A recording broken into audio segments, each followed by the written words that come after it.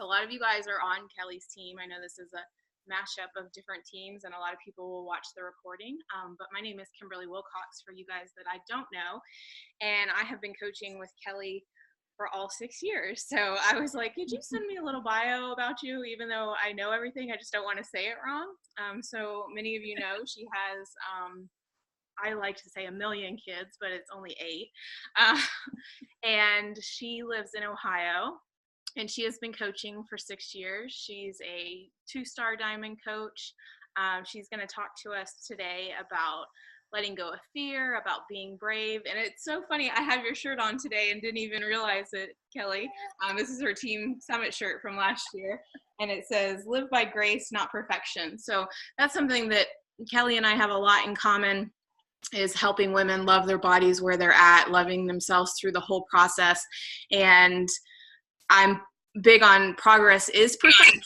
So I love the phrase that she uses about grace is perfection as well. So we are excited to have you, Kelly. Thank you for doing this for my team and letting them listen in to you. And I'm going to pass it on over. So go ahead, girl. All right. Thank you. Yeah, I love, like, I don't know. It's one of those things where I have all these notes and they're like a mess because that's how my brain works. So I'm going to try to follow them in a flow and see where we go. But I'm really excited to talk. You know, Kimberly and I talked a while back when she spoke on our call about belief. And originally I was going to speak to you guys about some of the fears that hold us back. Sorry, I'm on my porch and that was a bird. Just went right by. And but then honestly, this past month, we started to read this book in our challenge groups and as a team, the 100 Days to Brave. And it's like a devotional. And it's kind of rocked my world in the midst of also just a lot of events. So just a little bit about my journey, which will explain a little bit about why this topic is dear to me, is, you know, I started coaching 6 years ago. I was the, you know, person who like watched coach for a good year while she shared her journey, bought my program off the 3-day payment plan, not her, because I didn't know she was a coach. And I didn't want anyone to know that I was going to work out from home. It was after I had my 5th baby.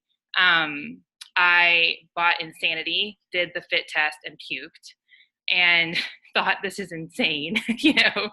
But I finished the program, never took a before photo, never took a before measurement, never took an after photo. And so because of my mindset, when I finished, I failed. I didn't see any change. I'm sure there was change because when I did the fit test at the end, I didn't throw up, but I have no evidence of it. And that was just kind of who I was. I kept a record of all the wrong I did, and I never kept a record of the right. So I got to the point after finishing Insanity that I called or reached out to my coach. She's not a coach anymore, but I reached out to her and said, so I did the whole program, it didn't work. And she said, well, you should try Shakeology. And I said, no, I don't drink shakes. Like, I eat food. And she was like, okay, well, if you want to do it, just let me know. I mean, that was our conversation. But I kept watching and kept watching. And then she offered like a 10-day challenge in May. And I was still stuck with the last like 8-ish pounds of baby weight and just really uncomfortable. I did Weight Watchers, but I was like addicted to pound bags of carrots because they were 0 points, which is not healthy, because I would binge on Halloween candy and then catch up with the carrots, you know what I mean? So it wasn't like I had a good relationship with food either.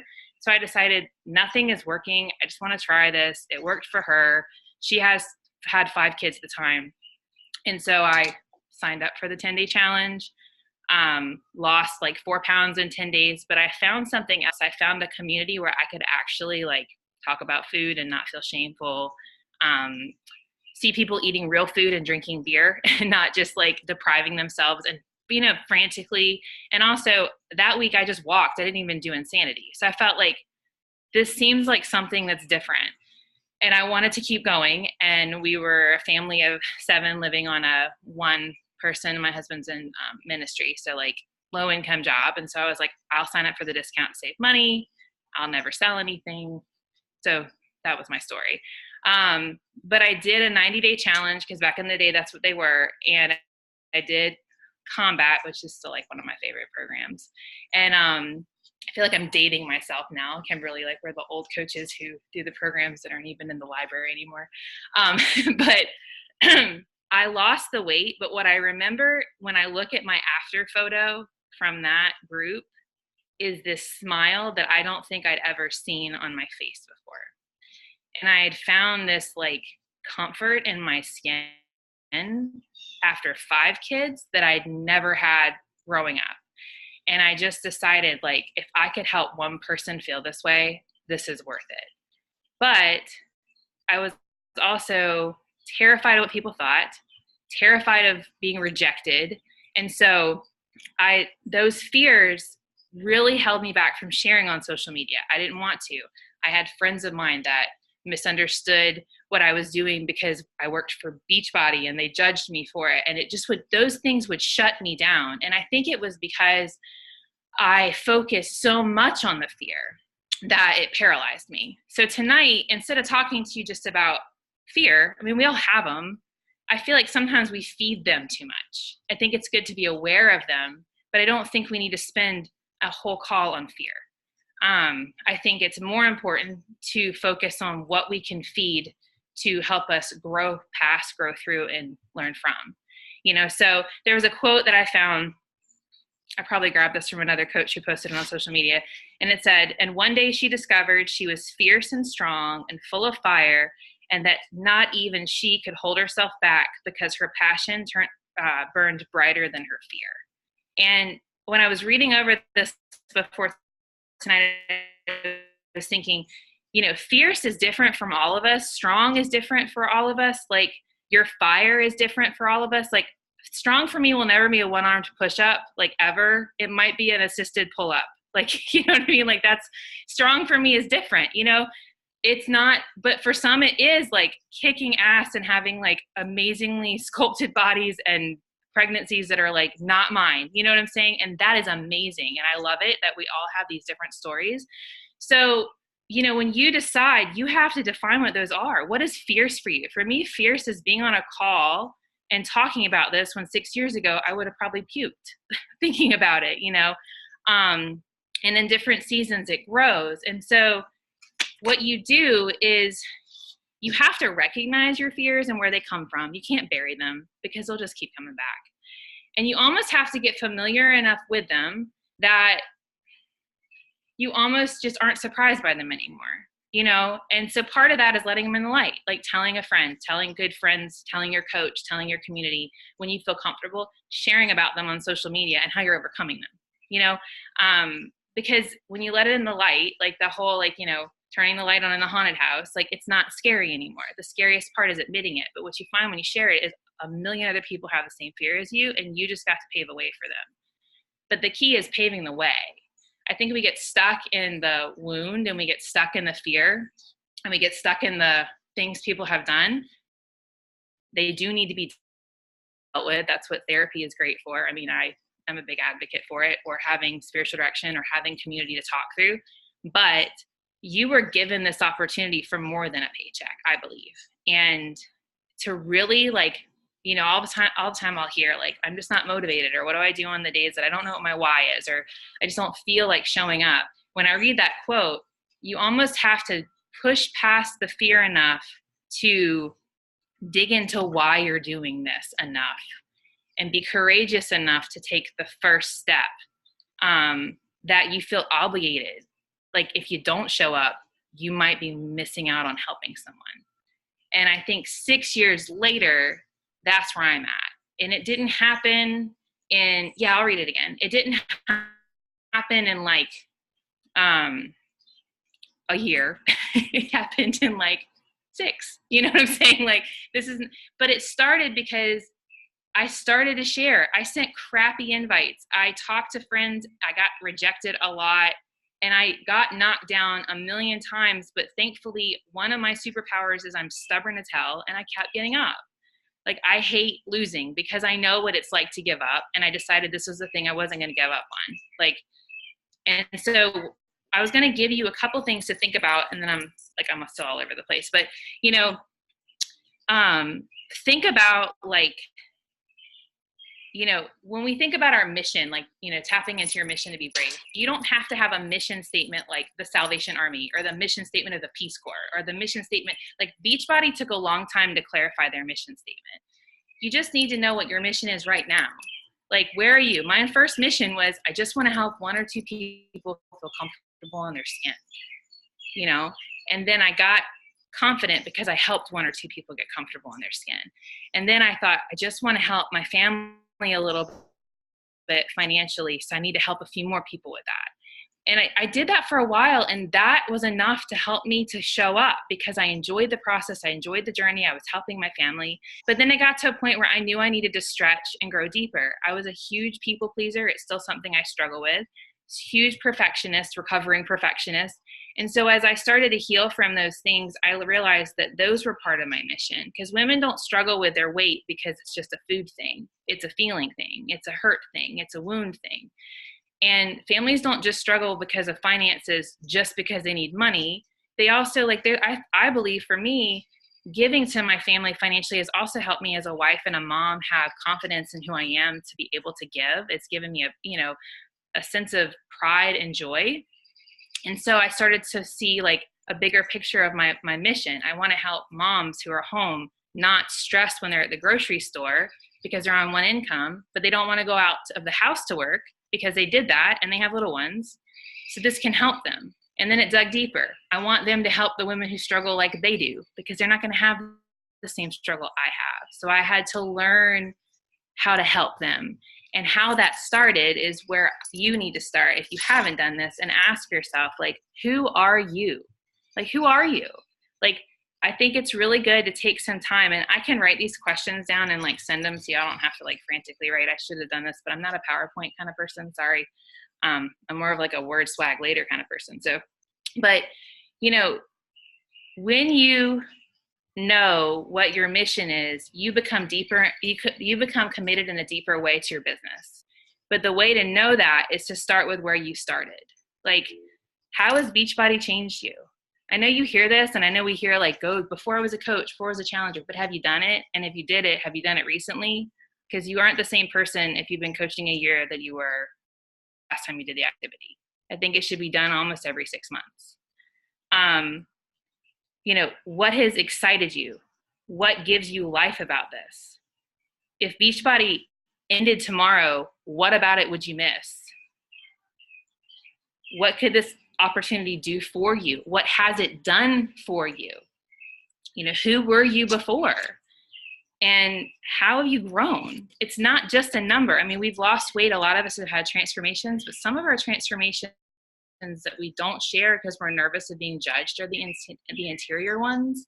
I used to be terrified to talk about the self-bullying I did because I just didn't want people to feel sorry for me. So I had to learn how to share it in a way that gave light to let people know I was working through it, and I wasn't looking like Brene Brown talks about vulnerability. And you're not doing it because you're trying to seek people to fill you. You're doing it because you want to fill others with hope.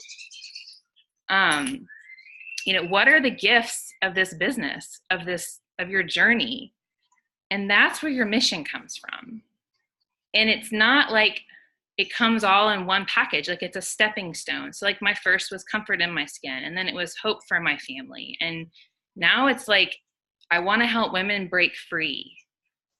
And I want to help families not struggle financially. And I want to help marriages be stronger because the wife feels comfortable in her skin and she's not uncomfortable with her husband and her kids, and that excites me. And it gives me like a purpose that if I don't show up, like I might be missing out on helping someone, and I think if sometimes I hear, or maybe you have this, but I don't have any success yet, or I just started, then who inspires you?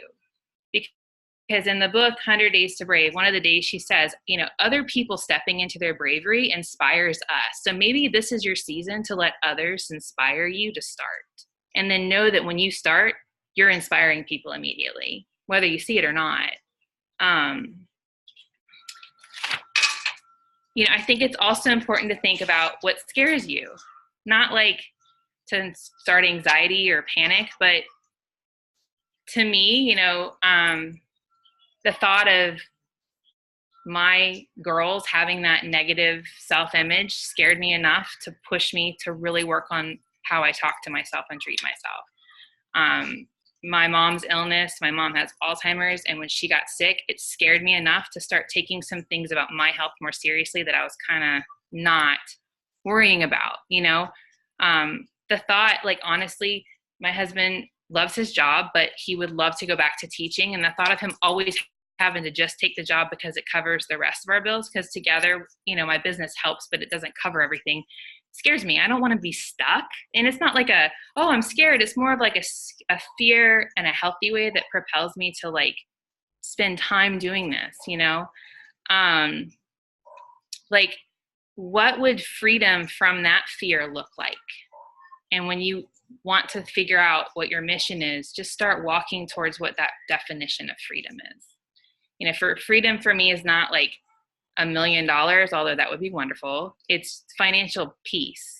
Like, so I need to have that now, like not when my paycheck is this, you know what I mean? And freedom for me is being comfortable in my skin, no matter what place I'm at, whether I've had a baby or I'm pregnant or postpartum. Like, I just want to have it all the time. And that's not how I am all the time, but it's my definition of freedom. So I'm striving for it, and I'm trying to share it, and I'm trying to keep sharing it. You know, think about who you need to be, because if you can think of who you need to be, that is who you are. Like, we're growing into the person. So a lot of times we'll say like, oh, I wish I could be brave. You are. Like, you wouldn't have that desire for it if it wasn't within you. It might be different than what brave looks like for me or for Kimberly or for Stephanie or Angela. Like, it might look different, but you have a definition of it, and it wouldn't be in your heart if it wasn't a part of you. So ask yourself, like, who do I need to be?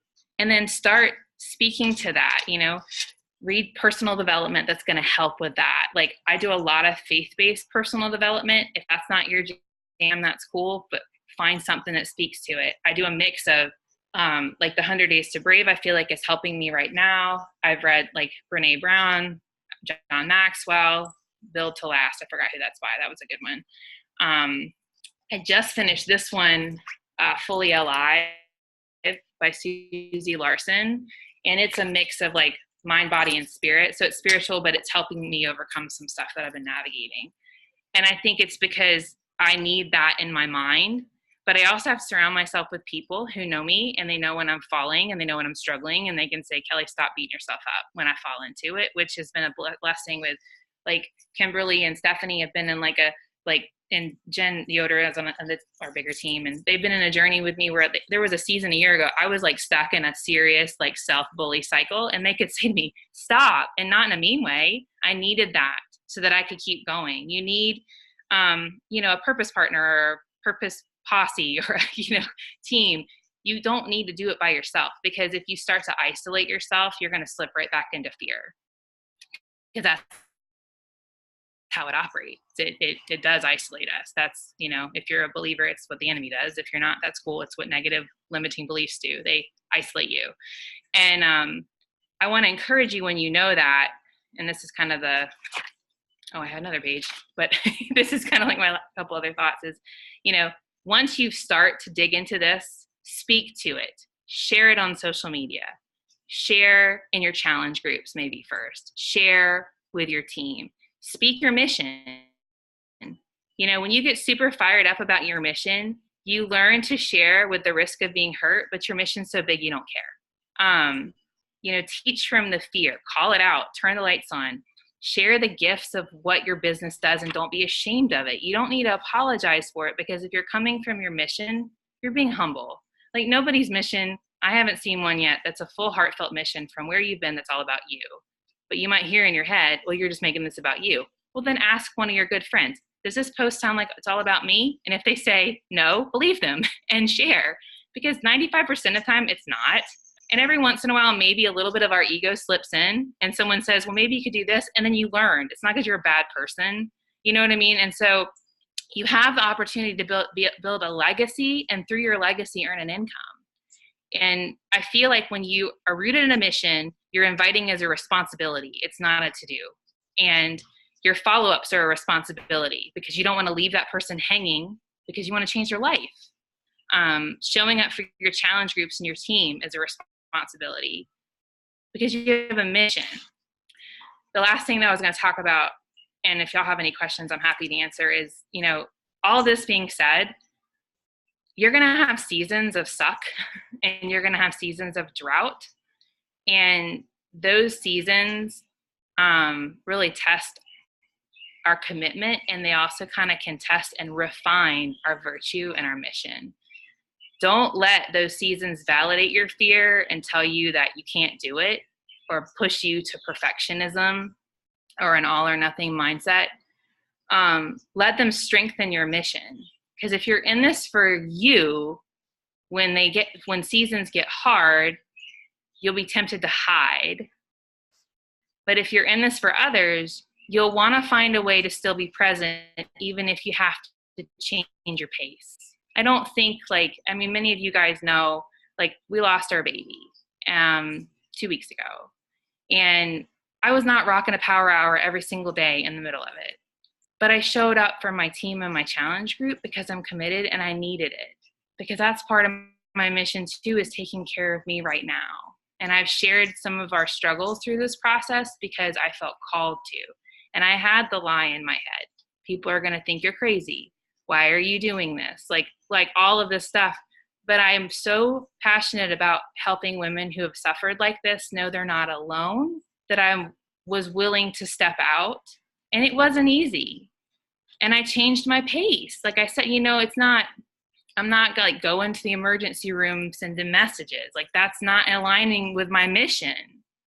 But I'm also not hiding and beating myself up for slowing down. And I'm also not questioning it.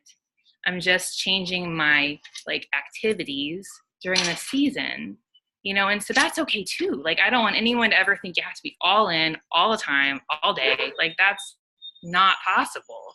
That's not a mission that I want to be a part of, But these seasons that are hard give us opportunities to let other people find purpose by leaning in and helping us, like your team and your challengers. They strengthen our belief when we see that other people grow when we slow down. Because if you stop and slow down and you see others rise up, it's actually affirming that you're doing the right thing because you're helping and giving other people a chance to grow. And it helps us stay humbled and know that we're not in control of everything, and it's not going to be super easy all the time, and that's okay. But I just think sometimes we get stuck in our head, or I do, and it holds us back from doing the things we need to do or enjoying them. And so my hope tonight is that maybe you can peel one more layer off the onion and, figure out what your word is for for me, it's freedom. I mean, it's been my word since college, and I probably should tattoo it on my body somewhere, so, but that was my hopes tonight, and just if you have any questions, that was pretty fast. I'm usually a long talker, but. That was great. Yeah, if anyone has any questions, post them in the chat, or you can even unmute yourself. I made a few notes of things that you said. Well, I made a lot of notes, but a few things that you said that reminded me of other things.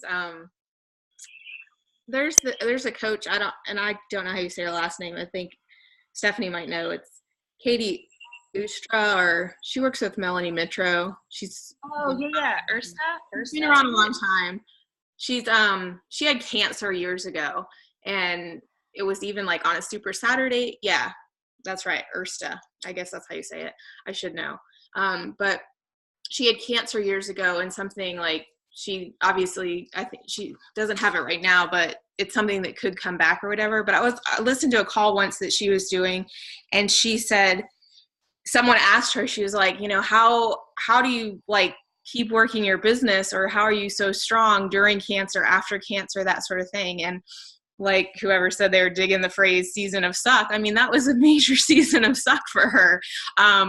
But she had a great comparison, and she said, listen, what I went through was really hard. I'm not downplaying that at all, but we all have our cancer.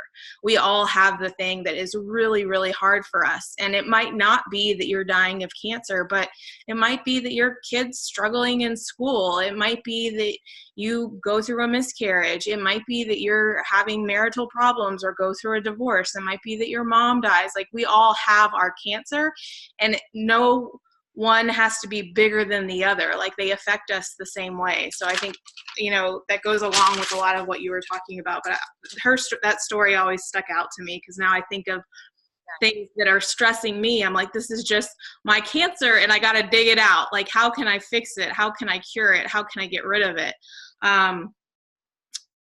Another thing that you were talking about is, you said, think about who you need to be.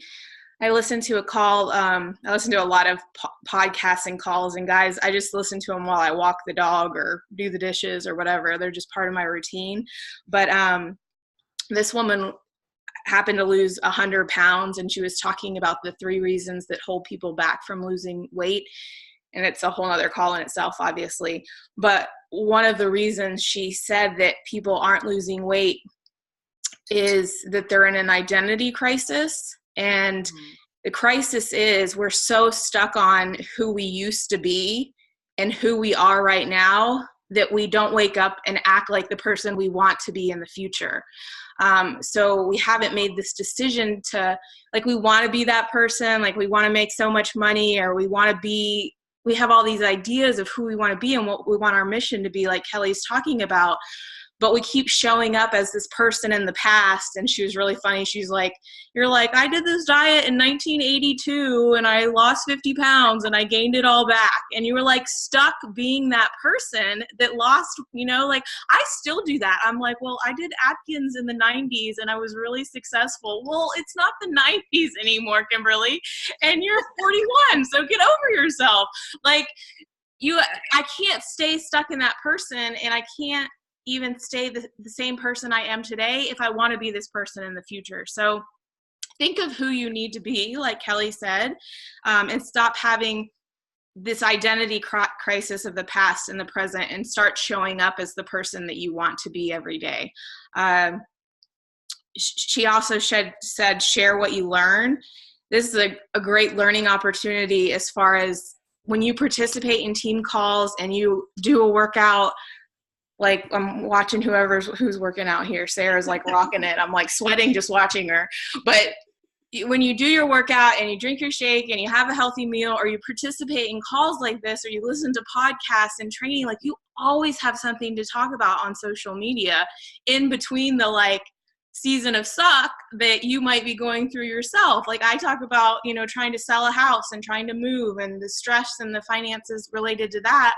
But in between that, I'm trying to share this call that I learned tonight. So I really challenge you guys to take something right from this call, whether it's the quote that she shared and she loved, or something that you learned that stood out to you, and share it with the rest of the world. Like, share what you're learning. That's a really easy way to always have something to post on social media. And I think that was it. I thought that was great. Thank you so much, Kelley. Anything else to end with? The quote with the graphic. So I'll I'll just post it in y'all's page, like the graphic from the quote. So whoever wants. Yeah. If you want to post any of those questions, and just because you're in there, so just pop anything you want. And as soon as I have the recording of this, I will share it with you guys. So we did good. 30 minutes. Boom. Like, this is like a record. Like, I feel good when it's 30 minutes. I feel like that's good. I feel like it attracts more people to want to show up when they're not like, I can't watch an hour. I know. My current season of suck is the bonus 21-day fix. See, I'm telling you, Sarah, this is like, I'm already can picture it as a post in my head. I'm like, do you guys go through season of suck, like where you're struggling with this or struggling with that? And you're like, well, mine was the bonus round in this workout and it was awful. It's a good post. All right, guys. All good. Well, have a nice night. Nice seeing some new friendly faces. And thank you, Kelley. We appreciate you. I'll talk to you later. Bye.